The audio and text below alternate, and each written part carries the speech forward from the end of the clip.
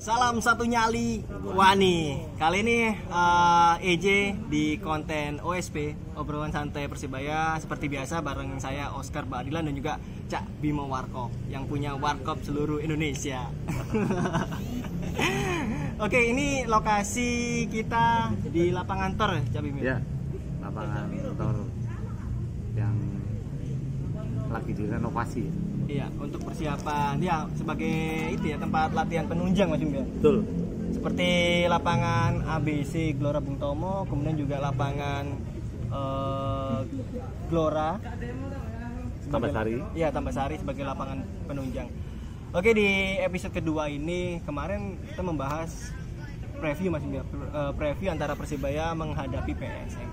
Dan sebenarnya kita juga mau buat preview lagi ketika menghadapi Bayangkara, namun waktu tidak mendukung lah. Kita kali ini podcast kita atau juga obrolan kita di OSP membahas laga antara setelah laga ya, review postmatch antara Persibaya menghadapi Bayangkara FC. Kalau menurut saya pribadi laga yang menarik tapi tidak secara hasil. Gimana? Laga paling seru ya. Laga paling seru karena beberapa komentator juga mengatakan seperti itu. Pokoknya laga sing deg-degan, laga sing bener-bener menarik, adu taktik, adu strategi, walaupun hasil membuat Surabaya full merengut. Iya, tidak full senyum sekarang. Tapi apapun itu, ya itulah sepak bola. Iya. Jadi 15 menit terakhir 2 gol yang bikin sesek. Kadang juga kita mengalami 15 terakhir 1 gol yang bikin kita senyum. Itulah sepak bola. Dari hasil itu membuat kita turun ke peringkat ke-4 klasemen ya, dengan raihan 39 poin, tetap terpaut 4 poin dari peringkat pertama Bayangkara FC, kedua ada Arema ya, Arema poin 41, kemudian ada Persib Bandung, Bimo, dan juga kita di peringkat ke-4 dengan koleksi 39 poin, tersisa 14 laga tersisa di ajang Liga 1 putaran kedua ini. Oke. Skor 2-1 Bayangkara FC menghadapi Persibaya. Seperti pada putaran pertama kita unggul ball position. Kalau nggak salah perbandingan 46 dan 54 ya benar. Kalau nggak terlalu jauh sih, nggak terlalu jauh kalau untuk ball position. Bisa digambarkan laga tersebut masih kita unggul tapi ya kita kalah. Seperti yang kita lihat sama-sama ya, babak pertama penguasaan benar-benar kita masih di awal-awal masih saling serang atau apa, tapi kita menurut saya sih, pandangan saya kita masih lebih unggul ya dalam penyerangan ya, tapi memang kita sebagai salah satu tim yang paling produktif, sedangkan Bayangkara salah satu tim yang pertahanannya terkuat sebelum laga sama Persibaya, bahkan sampai setelah laga sama Persibaya. Artinya ya memang adu taktik antara Paul Munster sama si Aji itu sangat-sangat menarik ya. Selain hasil tentu saja. Di babak pertama masih sebelum kita membahas secara full ya, babak pertama skor 1-0 Taisi Marukawa, beberapa peluang ya, antara lain peluang dari heading Samsul yang melebar ya, 1 menit. Itu sebenarnya salah satu kecerdasan Samsul ya, kecerdasan striker yang berpengalaman menurut saya, walaupun tidak gol tapi dia mengarahkan bolanya sudah benar. Artinya waktu penjaga gawang bergerak ke kiri, bola diarahin ke kanan, langsung teriak astagfirullah. Saya ingat itu, eling aku pikir saya astagfirullah sih nonton jancuk. Itu peluang yang sebenarnya kalau berbuah gol bisa dibilang ya mungkin menghukum kecerobohan dari pemain Bayangkara sendiri kan juga. Babak pertama memang kondisi kita lebih baik lah dibanding Bayangkara, meskipun pada menit ke-15 ke atas sempat ya, paling enggak WD menang mental. Iya, menang mental. Mental ini punya peluang di sian kan biasanya wah mental. Iya. Tapi ya jangan lupa yang dihadapin juga pemain yang Aji sendiri bilang sama Samsul setelah laga, yang dihadapin ini tim yang bagus dan pemainnya sangat-sangat pengalaman. Mungkin menang mentalnya itu juga tipis banget gitu loh. Ada Andika Ramadhani untuk starting ya. Andika Ramadhani, kemudian juga Rizky Ridho, Arik Satria kapten, Reva, Adi, tengah Alwi Slamet, kemudian juga ada Hidayat, Marcelino, Bruno, TC dan juga Samsul. Kondisi dari babak pertama sendiri kalau Bimo lihat starting seperti ini memang kita menguasai dan Alwi tampak lebih cair. Mas. Pasangan Alwi sama Hidayat itu sangat cair. Mungkin ya kita bisa lihat pasangan itu sudah lama. Ya memang keduanya secara personal sangat dekat ya, kalau lihat di media sosialnya sering guyon. Dulu ada trio sih, satunya Irfan Jaya kalau nggak salah. Jadi cara permainan memang meningkat, artinya yang kenapa mereka jadi starter ya Aziz bilang performa di laga sebelumnya mereka benar-benar padu. Ya. Rapot di babak pertama sendiri, siapa pemain yang bisa dibilang menonjol dari 11 starting tersebut? Ya mau nggak mau kita harus nyebut Marukawa ya. Marukawa sebagai pencetak gol, pemecah kebuntuan dari beberapa peluang yang ada. Ini yang menarik masih Bro, di putaran kedua ini ya, pergeseran atau juga perputaran antara Bruno dan juga Taisi Marukawa membuat para defense lawan cukup kebingungan ya. Karena di putaran pertama kita melihat mereka paten Taisi di kanan, Bruno di kiri. Namun di putaran kedua ini mereka terlihat lebih cair lah, lebih bergantian. Nah, ya ini juga menarik.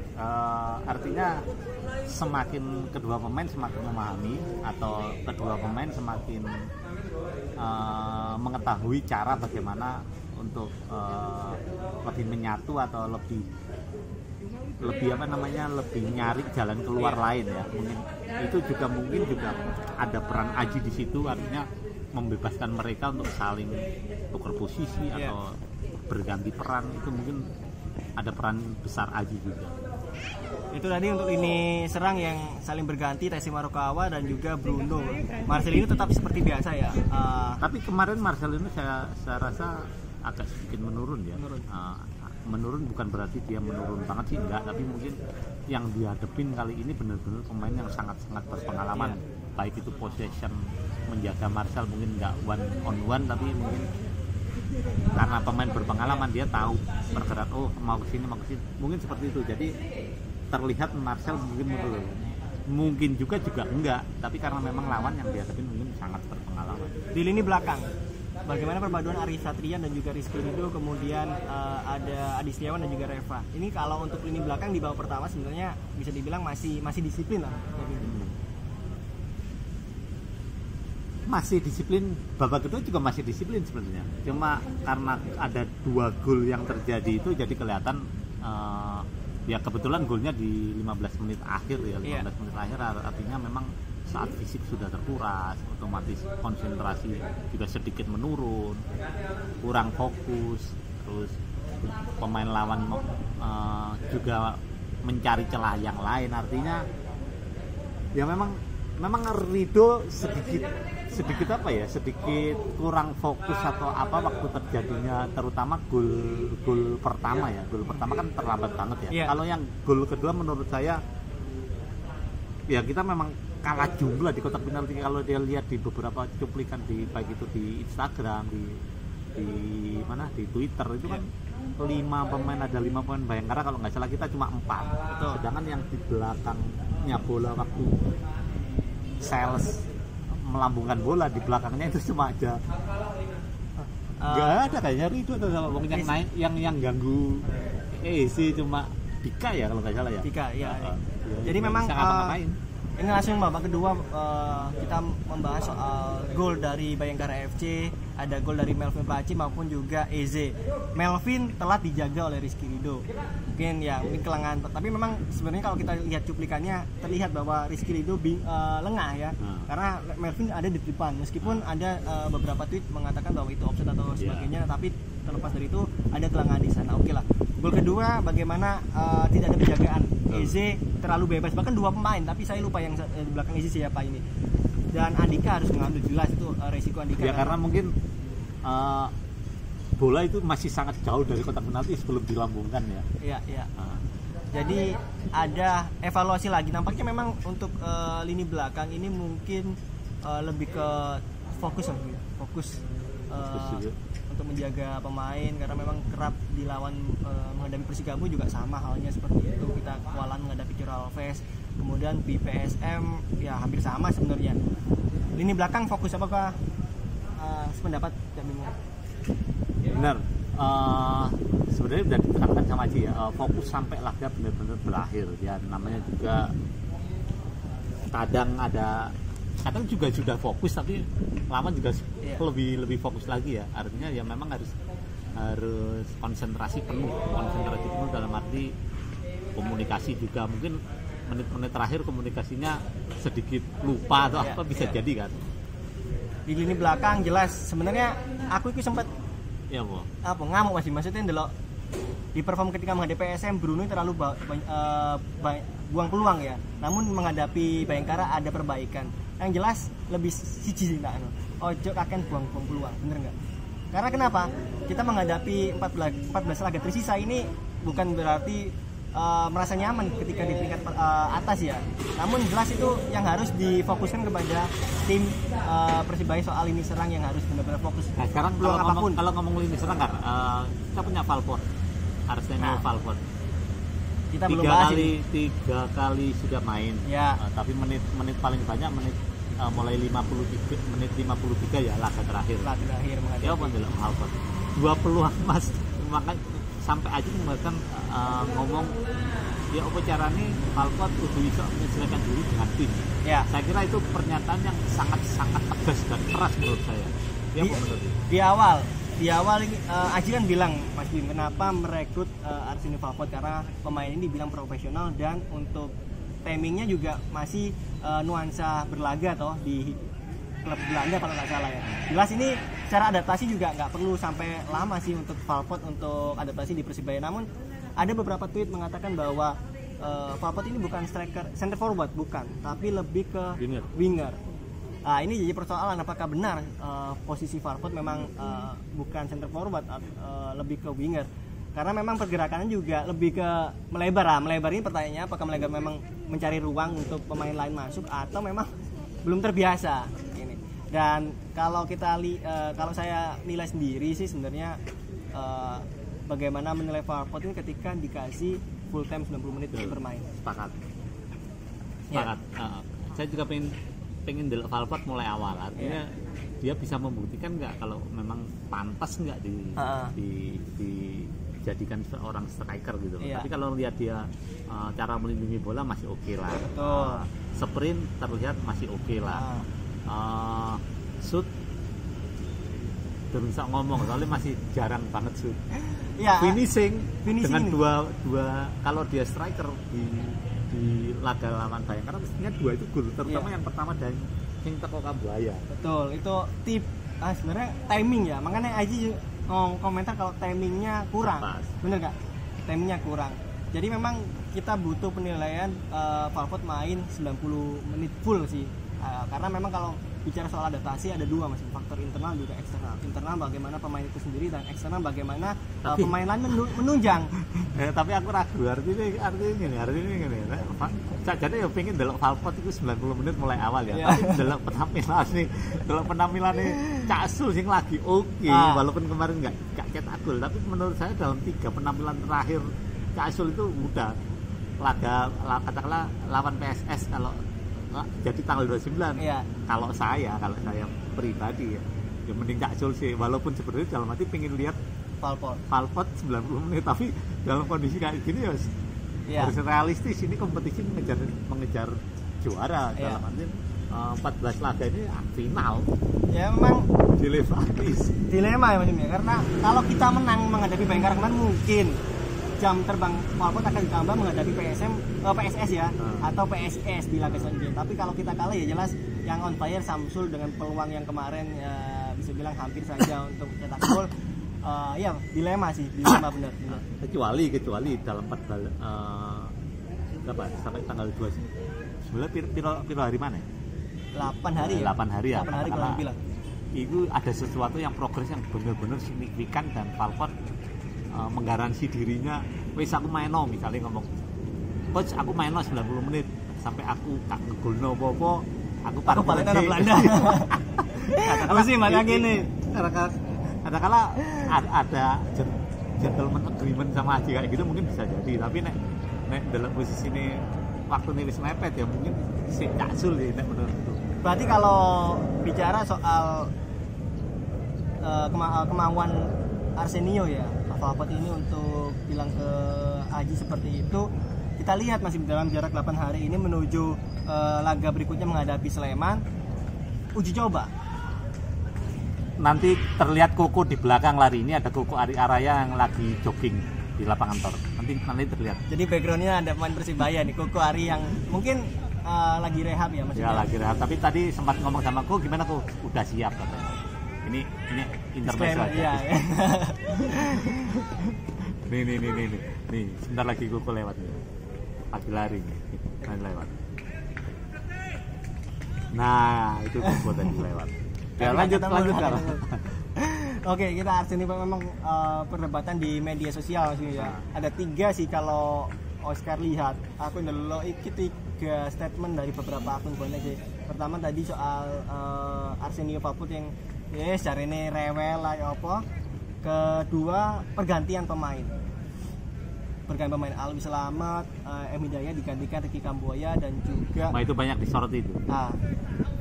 Memang catatannya ya entah kebetulan atau enggak dalam 3 laga atau 2 laga terakhir ya, ketika Alwi sama si Dayat ditarik, kita kemasukan. 3 laga terakhir pun kita kebobolan. Yaitu entah kebetulan atau enggak, memang faktanya seperti itu. Mungkin si Rian sama si Kambuaya belum tune in lagi ke Persebaya atau ada hal lain, itu teknis banget sih. Tapi memang yang menjadi sorotan itu, kalau orang awam dari baca-baca di media sosial, memang ya walaupun namanya media sosial kan ya memang semuanya bisa jadi pengamat, tidak bisa disalahkan. Artinya ya memang melihat apa yang ada terjadi di lapangan, ya memang lini tengah akhirnya sedikit berubah ya secara permainan. Dan 14 laga tersisa menghadapi Sleman, PSIS Semarang, kemudian kalau nggak salah kita akan menghadapi Lamongan, Persipura, Persija, Persiraja maksudnya. Ini meskipun jadwal rilisnya benar-benar belum fix karena ya kita tahu sendiri bahwa PT LIB selalu saja seri 5-nya aja belum tahu di mana ini. Iya. Kalau lihat soal kans juara 14 laga tersisa, tadi kita sempat berbincang Mas India. Kalau Persibaya ini kalau kita lihat pemainnya belum ada yang pernah merasakan gelar Liga Indonesia. Ya, Liga Indonesia, Liga 1 ya terutama. Karena kalau kecuali pelatih. Sistem pelatih ya sudah, nggak perlu diomong sih. Apakah ada mental juara di Persibaya Surabaya untuk mengelakoni 14 laga tersisa? Ada. Kenapa saya bilang ada? Karena beberapa pemain, terutama faktor pelatih ya, mental juara itu bisa ditanamkan sih, menurut saya bisa ditanamkan. Karena ngomong mental juara kalau belum juara juga